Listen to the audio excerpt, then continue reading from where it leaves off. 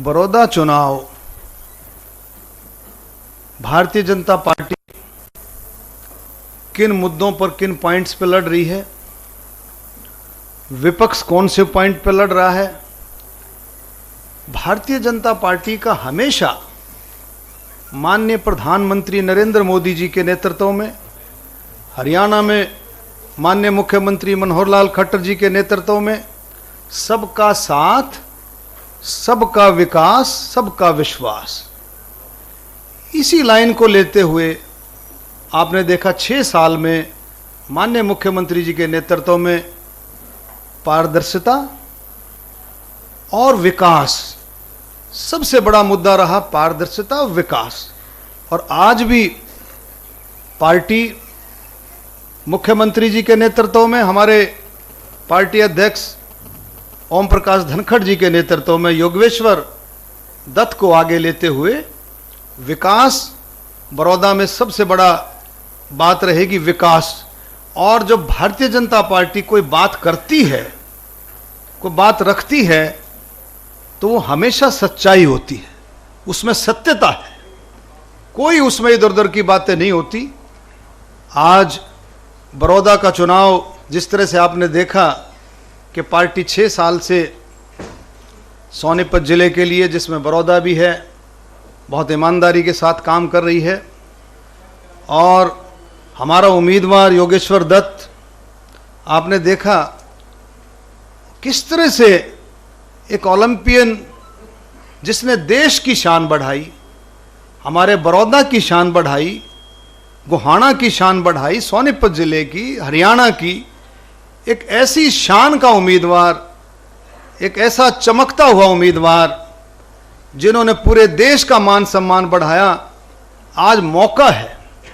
मैं सभी साथियों को, बड़ौदा वासियों को अपील करता हूं कि आज मौका है। आप देखो, जब कोई भी छोटा मेडल भी लेकर के आता है, हर गांव में जाता है, तो गांव वाले कितने जोश के साथ उसका स्वागत करते हैं। और आज योगेश्वर दत्त, हमारा एक समय है, एक ऐसा मौका आया है कि हम बड़ौदा के सब साथी मिलकर के योगेश्वर दत्त के सम्मान में उसको आगे बढ़ाएं।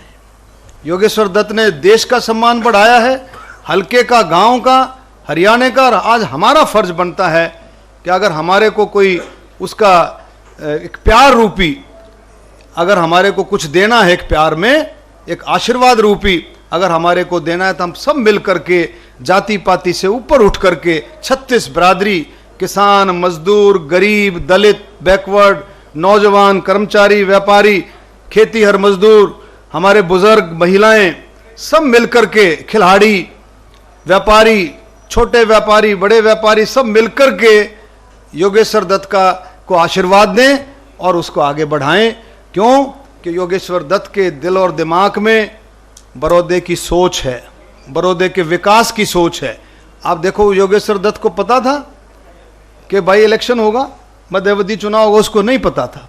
लेकिन इलेक्शन हारने के बावजूद भी योगेश्वर दत्त ने दिन रात बड़ौदा के लिए ईमानदारी से काम किया, दुख सुख में हर जगह वो शामिल हुआ, ऐसा लोग बताते हैं। मैंने भी 4-5 दिन हो गए गांव गांव में गया हूं, लोगों में कितना प्यार है उसके लिए। 36 बिरादरी में हर बिरादरी उसके साथ जुड़ने को तैयार है, हर बिरादरी उसके साथ चलने को तैयार है। क्योंकि खिलाड़ी की किसी तरह की कोई जाति पाति नहीं होती, खिलाड़ी सबका होता है, सबका, इलाके का, पूरे हरियाणा का, पूरे देश का है, बड़ौदे के पूरे बड़ौदे का है। तो उसका इतना प्यार, इतना मान सम्मान मैं देखते हुए कह सकता हूं कि आज बिल्कुल इसमें कोई दो राय नहीं है कि बड़ौदा का चुनाव धीरे धीरे करके एक तरफा चुनाव होता जा रहा है। और मुझे पूरी उम्मीद है कि नरेंद्र मोदी जी के नेतृत्व में, मनोहर लाल खट्टर जी, हमारे ओम प्रकाश धनखड़ जी के नेतृत्व में 100% भारतीय जनता पार्टी ये चुनाव जीत करके निकलेगी। क्योंकि विकास के रास्ते खुलेंगे, विकास के रास्ते खुलेंगे। लोगों में ये समझ है, किसान, मजदूर, गरीब आदमी को ये समझ आ गई है कि भी राज के साथ जुड़ने से विकास के रास्ते खुलेंगे। और भारतीय जनता पार्टी की कथनी और करनी में जो कहती है वो करके दिखाती है। हमारा उम्मीदवार योगेश्वर दत्त ये साझा उम्मीदवार है जेजेपी और भारतीय जनता पार्टी दोनों पार्टियों ने मिलकर के योगेश्वर दत्त को आगे बढ़ाया है। और अब मुझे पूरी उम्मीद है कि बड़ौदा हलके की जनता आशीर्वाद देकर के योगेश्वर दत्त को आगे बढ़ाएगी। दीपेंद्र हुड्डा मुझे पार्लियामेंट में मिला था, पार्लियामेंट में ना मिलते रहते हैं कोई पार्टी वाले सेंट्रल हॉल में। मैंने कहा भाई ये क्या बात के तब घूम रहा है कि भाई मेरे साथ धोखा हुआ। बोला नहीं डॉक्टर साहब ऐसे फलाना ये। मैंने कहा भाई धोखा और जबरदस्ती तो करने की आप लोगों की ये नियत रहती है, आप लोगों की फितरत है। आप लोग ये काम करते हैं, धोखा जबरदस्ती गुंडागर्दी जाति पाति की राजनीति, ये आप लोगों की फितरत है, हमारी फितरत नहीं है। और दूसरी और पूरी कोशिश की उन्होंने। आज मैं फिर कहता हूं, अगर साफ सुथरा चुनाव होता, इन्होंने पूरी अपनी प्लानिंग कर रखी थी, साफ सुथरा अगर चुनाव होता तो मैं फिर से कह रहा हूं कि 2 लाख वोटों से भारतीय जनता पार्टी जीती, 2 लाख वोटों से। तो गुंडागर्दी तो इन्होंने, बदमाशी शरारत तो इन्होंने की है। बिल्कुल साफ इलेक्शन हुआ है, हमारी तरफ से कोई किसी तरह की भी कोई ऐसी बात नहीं थी। बिल्कुल हमारी तरफ से बिल्कुल साफ इलेक्शन था। जो शरारत करी वो इन्होंने की। सर आपका कैंडिडेट है योगेश्वर दत्त। कोविड-19 की जो गाइडलाइन है उसकी सरेआम वहाँ पे धज्जियाँ उड़ाती दिखाई दी, 50-50 गाड़ियाँ, सोशल डिस्टेंस की धज्जियाँ। इस पर क्या कहना चाहोगे? कोरोना से आपको डर नहीं लगता या जनता को क्यों मारने पे उतर रही? देखिए ऐसा है, इलेक्शन कमीशन का फैसला है। इलेक्शन कमीशन स्वतंत्र बॉडी है और पूरी माननीय प्रधानमंत्री जी ने, मुख्यमंत्री जी ने और हमारे जितने नेता हैं, साथी हैं, वो पूरी कोशिश करते हैं, पूरा यहाँ से इंस्ट्रक्शन जाती हैं कि भी 10, 20, 15, 20, 25, 30 लोगों से ज़्यादा ना हो और सोशल डिस्टेंसिंग के साथ आप मास्क भी लगा कर रखें, अपना मुंह भी ढक के रखें। ये सारी बातें जाती हैं। अपने आप को सैनिटाइज भी करते रहें, हाथ भी धोते रहें, साफ भी। और लोग करते हैं, इसमें कोई शक नहीं है, करते हैं लोग। मैं भी दौरा कर रहा हूँ, कल भी मैं कई गांवों में गया।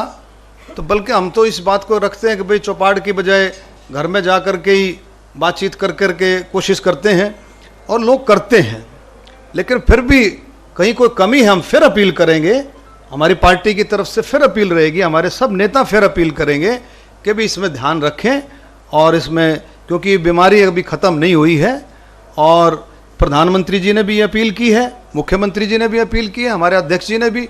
और फिर से हम इस बात को और ज़्यादा गंभीरता से ले रहे हैं हम, लेकिन और ज़्यादा हम इसको अच्छी तरह से फिर से समझाएंगे। शर्मा जी, दीपेंद्र हुड्डा लगातार कह रहे हैं कि एक खिचड़ी पकड़ी है और बड़ौदा चुनाव के बाद जल्दी ही जो बीजेपी की सरकार, गठबंधन की सरकार है, उसका पलटवार करते हुए सीधे चंडीगढ़ तक जाएंगे, पंचकुला तक जाएंगे। क्या कहेंगे आप? ये तो दीपेंद्र हुड्डा तो क्या चंडीगढ़ जाएगा भाई, चलो परमात्मा बड़ी ताकत है। लेकिन हुड्डा साहब, बड़े हुड्डा साहब कह रहे हैं ये बात कि भी बड़ौदा जिता दो, बड़ौदा जिता दो भाई, सरकार हम चंडीगढ़ पहुंच जाएंगे। चंडीगढ़ तो खैर वो पहुंचे हुए हैं, एमएलए हैं।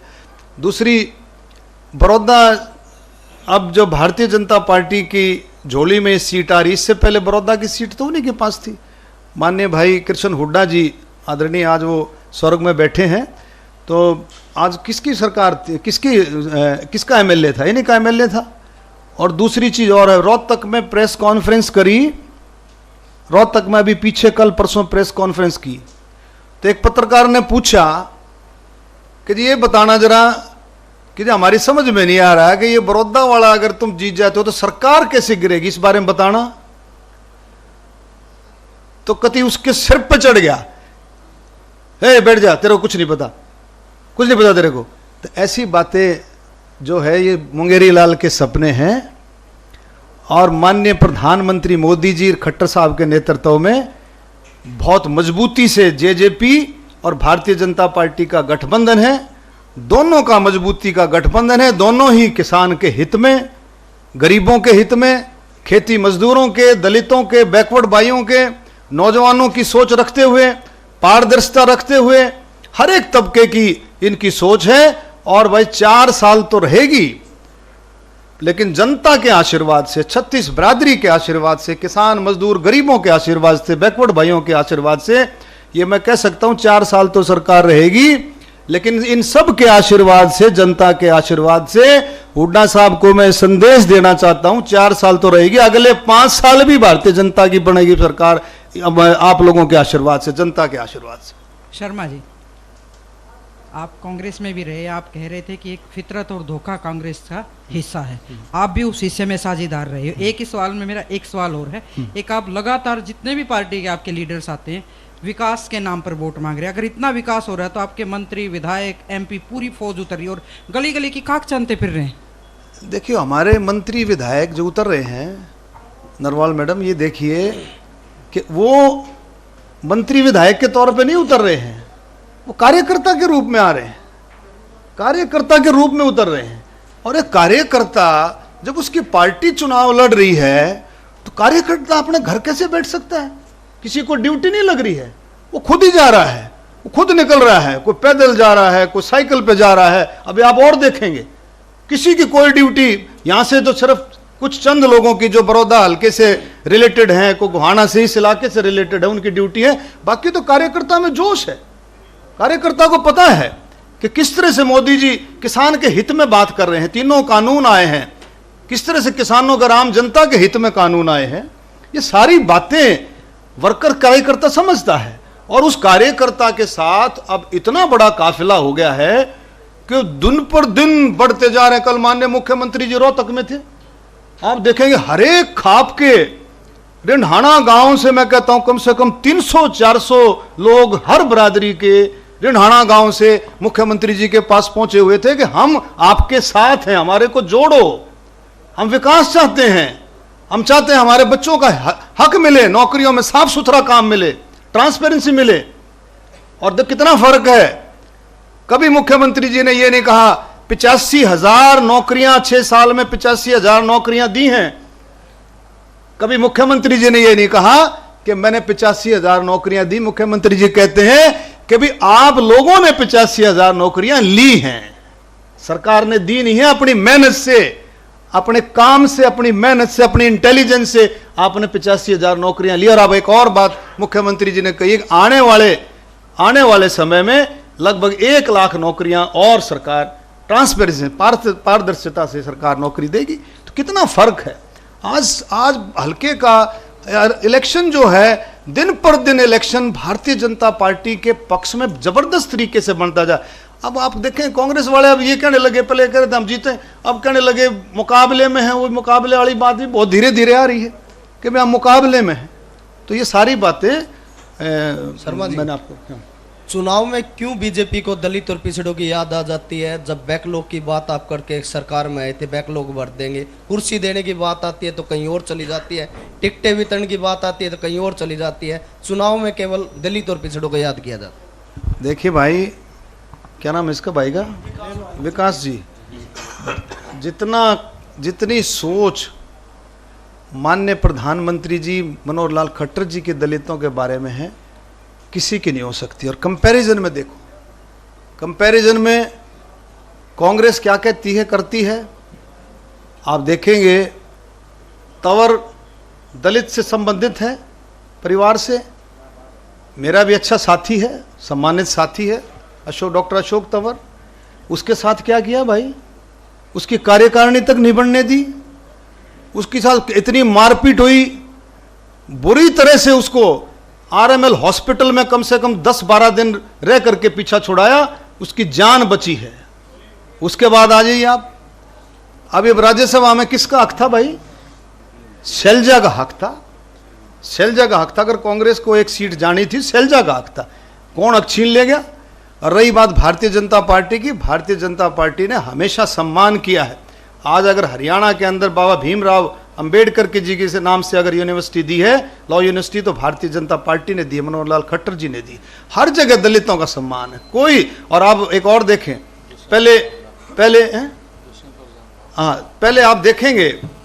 आप देखेंगे कि किस तरह से स्कूलों तक, कॉलेजों तक, अब पीजी तक भी रिजर्वेशन की बात कर दी है। और भाई जांगड़ा साहब हमारे बीसी कैटेगरी से, और भाई दुष्यंत गौतम जी, आप देख सकते हैं बहुत दिल में एक जगह है, दलितों को कहीं भी पीछे सरकार नहीं छोड़ती है। उनके बैकलॉग की बात नहीं, वो दिल की बात है। दिल में हमेशा दलितों का सम्मान है। बाबा भीमराव अंबेडकर जी का जो संविधान है उस पर चलते हुए भारतीय जनता पार्टी आगे बढ़ रही है, और आगे भी इसी तरह से बाबा भीमराव अंबेडकर जी का, दलितों का, 36 बरादरी का, मैं कहता हूं आप बिल्कुल पूछेंगे 36 बरादरी का भारतीय जनता पार्टी सम्मान करती। डॉक्टर साहब, मैं प्रमोद शर्मा आपसे पूछना चाहता हूं, जब आप करनाल से सांसद थे तो आप कहते थे कि कांग्रेस सरकार में हुड्डा समय के टाइम में सोनीपत रोहतक में ज़्यादा विकास हुआ है, और अब आप जो रोहतक से सांसद बन गए हैं तो तब ज़्यादा विकास हुआ था या आज ज़्यादा विकास हुआ है? देखिए, विकास का पहिया ऐसा है, मनोहर लाल जी के नेतृत्व में विकास का पहिया हमेशा चलता रहता है। कोरोना जैसी महामारी में कोविड-19 कितना देश के ऊपर कितना जबरदस्त अटैक रहा, उस महामारी में प्रधानमंत्री नरेंद्र मोदी जी के नेतृत्व में विकास का पहिया नहीं रुका, तो हमेशा चलता रहता है।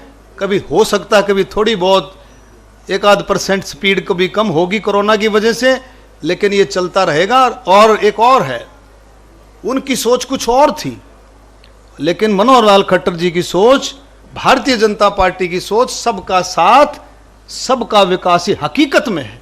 अगर कोई विरोधी भी, विपक्ष का भी एमएलए है, 5-5 करोड़ रुपए की घोषणा की माननीय मुख्यमंत्री जी ने, अगर विपक्ष का भी एमएलए था उसको भी 5 करोड़ रुपए मुख्यमंत्री जी ने कभी भी किसी के साथ दूसरी बात नहीं की। तो ये सारी ये सोच होती है कि भी किस तरह से सबको साथ लेके चले और सबकी सोच रखे, पूरी सोच। डॉक्टर साहब, गुहाना के विधायक ने कहा कि मुझे पैसे नहीं मिले हैं।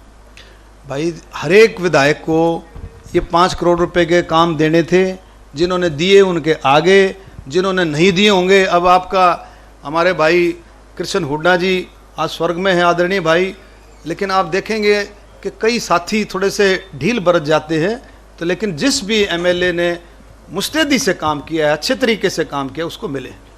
डॉक्टर साहब, आपने 96 में पहला चुनाव जीता एमपी का, रिकॉर्ड तोड़ा हरियाणा के अंदर इंडिपेंडेंट जीत के। उसके बाद आपने समर्थन दिया अटल बिहारी वाजपेयी को, तो उसके फिर बाद आप बीएसपी में आ गए, फिर आपने कांग्रेस से जीता, अब फिर वापस इसमें बीजेपी में आ गए। लेकिन अब आप देखा जाए तो तजुर्बा आपका काफ़ी है, और यहाँ के जो सोनीपत की देखा जाए तो सोनीपत पे आपकी पकड़ काफ़ी, बीजेपी के स्टार प्रचारकों में भी, लेकिन आप ज़्यादा से ज़्यादा दिखाई नहीं दे रहे। और आगे लोगों को भाई जो मूल मंत्र है आपका जीतने का, वो आप यहाँ बीजेपी को क्यों नहीं बता रहे कि बीजेपी आपको इग्नोर क्यों कर रही है? मूल मंत्र तो जब बताओ ना, जब बीजेपी के तो पीछे रह रही हो। बीजेपी 100% जीत में है, और मूल मंत्र तो लोगों का प्यार, लोगों का आशीर्वाद और 36 बरादरी का साथ। मैं तो देखो, बेशक से हम चौथी बार सांसद हैं, लेकिन सोनीपत जिले का, सोनीपत पार्लियामेंट्री का, जिसमें गोहाना बड़ौदा भी आता है, मैं तो जहाँ भी गया हूँ मैं तो कहता हूँ भाई आपका एहसान है और आपका आशीर्वाद है, आपके दिए दिन हैं, और उसी के वही दिए दिन मेरे फल फूल रहे हैं, और कभी भी मैं आपको भूल नहीं सकता। ऐसी बात नहीं है, हमेशा आप लोगों का आशीर्वाद लेकर के चलता हूँ। जो पार्टी मेरी जिम्मेवारी लगा रही है, मैं 3-4 दिन से हूँ, इलेक्शन तो अभी शुरू हुआ है, एक किस्म से अभी नामांकन भरे गए, फिर विड्रॉ हुए, फिर फाइनल होता है। पार्टी जो भी जिम्मेवारी लगा रही है, हमारे वेदपाल जी बैठे, महामंत्री, हमारे पार्टी अध्यक्ष जी बैठे हैं सोनीपत से, हमारे मोहन लाल जी, और भी हमारे डॉक्टर ओम प्रकाश जी बैठे हैं, सारों की, इनकी सब साथियों की, रणधीर जी बैठे, सारे साथी मिलकर के जो भी जिम्मेवारी लगाते हैं, तो मैं उस जिम्मेवारी को पूरा करता हूं, और आगे भी जो जिम्मेवारी लगेगी उसमें कहीं नहीं पीछे हटेंगे। और दूसरा, हर इलेक्शन का मंत्र एक ही है कि जाति पाति से ऊपर उठ करके, जैसे मुख्यमंत्री जी ने कल कहा, और अगर आपके दिल और दिमाग में अगर जाति पाति नहीं है तो आप कहीं भी चले जाओगे, आपको जाति पाति नज़र भी नहीं आएगी, और आपके दिल और दिमाग में थोड़ा सा भी गड़बड़ है तो मुश्किल रहती है। लेकिन मुख्यमंत्री जी ने ये बात रखी है कि भारतीय जनता पार्टी सबका साथ, सबका विकास और सबका विश्वास, वो विश्वास तभी बनता है जब सबकी ये समझ में आता है कि ये पार्टी जाति पाति से ऊपर उठ करके काम कर रही है, और यही सबसे बड़ा मंत्र है। सेवा तो भाई ग्रंथों में भी लिखी है कि जो जो सेवा करता गया उसको फल मिलता गया, तो हमारा तो यही मंत्र है भाई। हम तो एक बहुत नॉर्मल परिवार से हैं, मिडिल क्लास से परिवार से हैं, हमने तो सेवा, मेरे पिताजी रिटायर्ड प्रिंसिपल हैं, हमने तो सेवा से ही जो कुछ भी पाया है वो सेवा से पाया है। डॉक्टर साहब, मैं भंवर सिंह हूँ दैनिक जागरण से। आप कह रहे थे बाबा साहब द्वारा बनाए गए जो बराबरी का दर्जा और आरक्षण की बात कर रहे थे कि बड़ी अच्छी बना रखी, लेकिन आपका प्रत्याशी उस आरक्षण को खत्म करने की बात करता है। ये दोहरा चरित्र कैसे समझे सर जनता? देखिए ऐसा है, 2017 का भाई का क्या नाम है, भंवर सिंह भाई, 2017 का एक ट्वीट है अलका, उसकी भावना देखो। आपको कोई बात जब कहता है, कोई लिखता है, उसकी भावना भी समझनी चाहिए। उसकी भावना क्या थी उस ट्वीट की? उस ट्वीट की भावना थी कि जो जिनको लाभ नहीं मिला, जो आरक्षण में जिस वर्ग को, जिस आरक्षण के पात्र को, क्योंकि जो बिल्कुल दबा हुआ है, जो दबा हुआ है उसको उसका लाभ मिलना चाहिए। आरक्षण की खिलाफत बात नहीं की, यानी कि आरक्षण का लाभ बराबर सबको मिलना चाहिए, ऐसी उसकी भावना थी, उसकी खिलाफत कुछ नहीं थी। और योगेश्वर दत्त तो मैं कह रहा हूं, उसके अंदर जाति पाति, उसके अंदर भेदभाव है ही नहीं, हो ही नहीं सकता। एक ऐसा खिलाड़ी आप देखें, एक ऐसा इतना दरियादिल खिलाड़ी जिसने हमेशा एक देखा है, आपने सोचा, और उसके जिसके ऊपर मास्टर सतबीर मास्टर जी का, उसके गुरु जी का जिसके ऊपर आशीर्वाद हो। सतबीर मास्टर जी आप सब जानते होंगे, वर्मा जी भी सारे साथी जानते होंगे। ऐसे गुरु का जिसके ऊपर हाथ हो, वो कभी जाति पाति की बात कर सकता हो? तो हमेशा सबको साथ लेकर के चलने की बात करेगा। हाँ जी डॉक्टर साहब, डॉक्टर कपूर सिंह नरवाल ने जैसे निर्दलीय उसका पर्चा भरा, उसके बाद भाजपा में खुशी की लहर थी, तो उसका तोड़ ढूंढा, प्रदीप सांगवान की एंट्री कर ली बीजेपी में। तो क्या यू उपचुनाव नहीं होता तो भी प्रदीप सांगवान को आप जो है ना बीजेपी में लेके आते? देखिए, प्रदीप सांगवान मूल रूप से भारतीय जनता परिवार का सदस्य रहा है। उनके पिताजी किशन सिंह सांगवान जी हमेशा, जिसकी रगों में खून भारतीय जनता पार्टी का है, जिसकी सोच भारतीय जनता पार्टी की है, उसको किसी ने कुछ नहीं, उसका सम्मान है, उसका भाई है हमारा, उसका हम सम्मान करते हैं, आदर करते हैं। उसने भारतीय जनता पार्टी में दोबारा से आया है। ये सम्मान पहले क्यों नहीं कराया? मतलब इलेक्शन सारा डिक्लेयर हो लिया, नामांकन भरे गए, जब अगला एक बात सुनो, जब अगला जब दूसरा जब भाई ने आदेश कराया, जब सिस्टम बनाया है, हो गया, उसमें क्या दिक्कत है? तो राजनीति में देखो समय और वो कुछ नहीं होता। राजनीति में तो कुनबा जोड़ने की बात होती है, अच्छे लोगों को जोड़ने की बात है। और इलेक्शन में तो आप लोग सारे समझते हो, इलेक्शन में तो भाई सारा कुनबे को बढ़ाते हुए आगे बढ़ना चाहिए। भाजपा के पास और कौन सी लिस्ट है? जो कांग्रेस के जो दावेदार थे, टिकटार्थी थे, कितनी लंबी लिस्ट और है जिनकी एंट्री होगी बीजेपी में? देखिए ऐसा है, भारतीय जनता पार्टी के पास आम आदमी जो कोई किसी पार्टी से संबंध नहीं रखता, आम किसान, आम गरीब, आम दलित, आम बैकवर्ड, वो जा करके माननीय मुख्यमंत्री जी से, हमारे पार्टी अध्यक्ष से मिल रहे हैं, खुद जा करके। मैं अगर आप कल की बात बताऊं तो कल रोहतक में बिल्कुल मेला था, मेला जिसे कहते हैं, मतलब इतने लोग, अरे आप जो मर्जी खाप का नाम दो, मलिक खाप, आपके नरवाल खाप, आपकी लठवाल खाप, आपकी सारी मतलब मैक्सिमम खापों के जो लोग हैं, वो जा करके मुख्यमंत्री जी से मिले हैं और मुख्यमंत्री जी ने सम्मान किया सबका। मुख्यमंत्री जी का धन्यवाद करने गए हैं वो, कि भाई आपने इतने हमारे बिना बने ही आपने इतने काम कर दिए, तो हम तो जुड़ना चाहते हैं। 300 से ज़्यादा करोड़ के काम, IMT आप देखें, 2 कॉलेज दे दिए, बुटाना को यूनिवर्सिटी का दर्जा दे दिया, अब सड़कों का देखें, सारी चीज़ें देखो। विकास कभी भी खुल जाए बड़ा अच्छा रहता है, उसकी गति जब भी बढ़ जाए तो अच्छी रहती है। और ये जो लोग जो जा रहे हैं उनका सम्मान है और माननीय मुख्यमंत्री जी ने बहुत आदर के साथ उनको जोड़ा है। MP साहब, जैसे कि आपने, मैं छोटा बच्चा था, मैं आप मेरे गांव में कभी आए, आजाद उम्मीदवार के रूप में अपने यहाँ लोकसभा का चुनाव जीता था। और ये आप जोन सी पार्टी में जाओ, जिसकी सरकार दिखे नुंगे कूद जाओ और सर फचा को उठे में बढ़ जाओ जी, और वो तब जीता हासिल कर सको। एक मेरी सुनो, अब आप के नाम भाई? देसी छोरा रोहित। ये तरी अच्छी बात है। सुनो, मैं जिस पार्टी में जाऊं, पार्टी मेरा सम्मान करे, मैं पार्टी का सम्मान करूं। ये इसका कारण तो ढूंढो क्या है? इसका कारण है सेवा, इसका कारण है लोगों का प्यार, इसका कारण है 36 बरादरी, कि भाई डॉक्टर 36 बरादरी से प्यार करता है। डॉक्टर में जाति पाति नहीं है, डॉक्टर सेवादार है, डॉक्टर आधी रात में भी डॉक्टर हाजिर है, ये इसका कारण। और मैं कोई बूस्टी और कोई मंत्र थोड़ी ले रहा हूँ। जिस तरीके से आप लगातार जीत भी हासिल कर लो हो, और खुद भूपेंद्र हुड्डा के गढ़ में अपना चुनाव लड़ा। इसी तरीके का गोरे योगेश वो सारा बहुत बड़ा चेहरा था। भाई आप लोगों का जनता का आशीर्वाद है, जनता का आशीर्वाद है। 36 बिरादरी ने साथ दिया, आशीर्वाद दिया, मैं तो बार बार धन्यवाद करता हूं। और भारतीय जनता पार्टी के अंदर जो गुण वो ही, मैं तो उनके पीछे पीछे हूं भाई, पीछे पीछे हूं भाई। भारतीय जनता पार्टी मुख्यमंत्री जी के नेतृत्व में और हमारे ओम प्रकाश धनखड़ जी के नेतृत्व में यही है कि भाई सेवा करती जा रही है, सबको साथ लेकर के चल रही है, सबका विकास कर रही है, और यही मंत्र है। जैसे बिहार में चुनाव हो, उसने अपना वो कहेगा वो पत्थर जी डाला चुनाव, वो उनने कहा कि हम 10 लाख नौकरियां देंगे, तुरंत बीजेपी ने ये वार किया हम 19 लाख नौकरियां देंगे। ये अच्छा हरियाणा में क्यों नहीं है? देखो ऐसा है रोहित जी, विकास जी, भाई साहब, कि उन्होंने उनके वायदे क्या निकलते हैं आप देख सकते हो। लेकिन भारतीय जनता पार्टी, मैं पहले भी कहा है, वो कहती है कि हम रोजगार के रास्ते खोलेंगे, रोजगार के रास्ते खोलेंगे।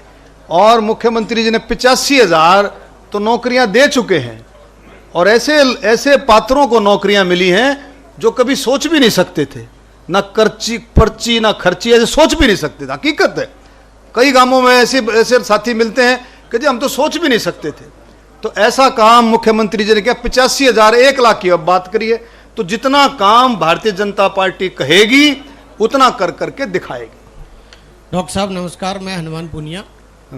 एक सवाल ये है कि आप कह रहे हो कि ये जो तीनों कानून है वो बहुत बढ़िया हैं, किसानों के हित में है, लेकिन भारतीय जनता पार्टी के जो भी नेता है, चाहे सिरसा की एमपी है, वो फतेहाबाद में उन्होंने एक ट्रैक्टर यात्रा निकाली तो उसका विरोध हुआ। उनके अलावा कई जगह पर किसान आंदोलन कर रहे हैं।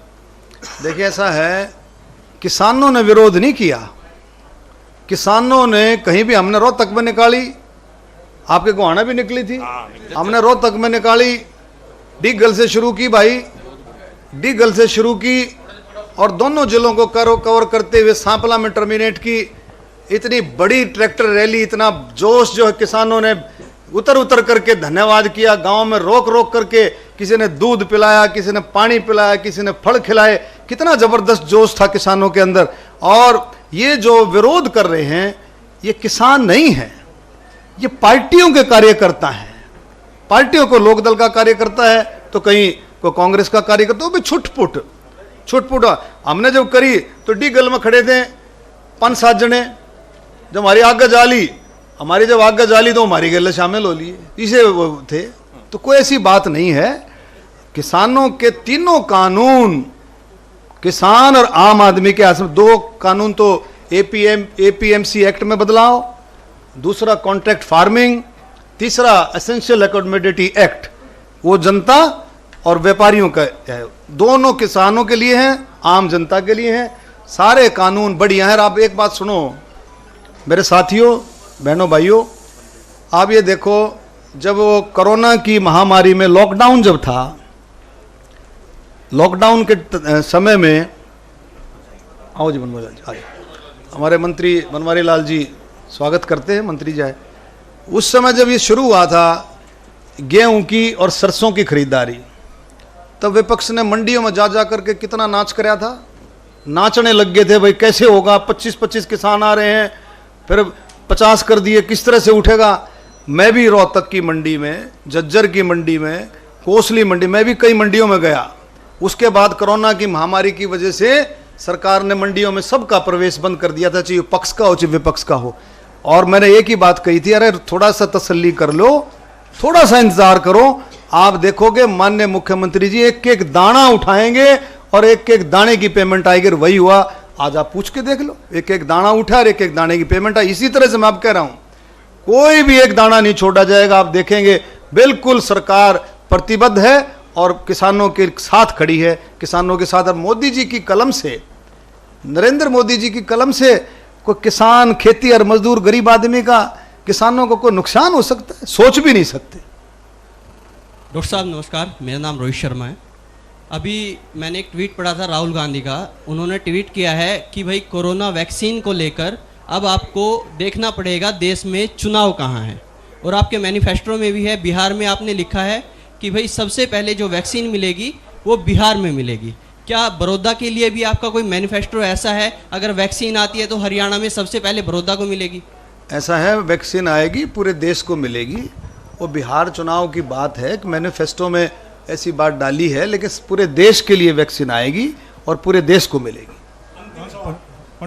पंडित जी, कांग्रेस के नेता विशेषकर भूपेंद्र सिंह हुड्डा के परिवार के लोग इस मेट्रो के एक्सटेंशन पर आपको घेरते हैं कि मेट्रो का एक्सटेंशन नहीं हो रहा, इसका स्टेटस क्या है सर, प्लीज बताइए। देखिए, मेट्रो का हमारी भादरगढ़ तक मेट्रो है और वहाँ पर हमारी नजफगढ़ तक है। हमने इस बात को पार्लियामेंट में भी, जब हमारे मंत्री जी हरदीप पुरी जी रोहतक आए थे, तो उन्होंने बात रखी थी कि मेट्रो को हम आगे तक बढ़ाएंगे। वहाँ पर कोई फिजिबिलिटी एक रिपोर्ट होती है, वो पुरानी चल रही थी, वो पुरानी रिपोर्ट उन्होंने सबमिट करा दी जो भी है, लेकिन वो दोबारा से अब फिजिबिलिटी रिपोर्ट दोबारा से तैयार होगी और मुझे पूरी उम्मीद है माननीय मुख्यमंत्री जी के नेतृत्व में ये काम दोनों के दोनों होंगे। शर्मा जी नमस्कार, मेरा नाम परविंदर है। डॉक्टर केसी बांगड़ कह रहे हैं कि सबसे पिछड़ा जो हलका है वो बड़ौदा है, 6 साल से आपकी सरकार है, तो क्या यहाँ पर कांग्रेस का विधायक था इसलिए विकास नहीं हुआ? नहीं, ऐसा है, 6 साल से सरकार है और विकास, मैंने पहले भी कहा कि एक दृष्टि से विकास हुए हैं, लेकिन विकास के लिए कई बार क्या होता है कि जो विधायक है उसको अपनी बात रखनी पड़ती है। मुख्यमंत्री जी को थोड़ी पता लगेगा भाई कहाँ कौन सी सड़क खराब है, कौन सा क्या है, वो तो विधायक रखेगा ना। विधायक जो है, आप विपक्ष के और विधायकों से पूछो, आप कितने विधायक विपक्ष में रहे, उनके हलकों में कितने काम हुए, तो विधायकों ने जो भी बात रखी उसको कंप्लीट किया गया विकास। ये तो प्रमोद तू बता सके भाई, माहौल तो गजब का माहौल है, तो अपने गांव का बता के है, है?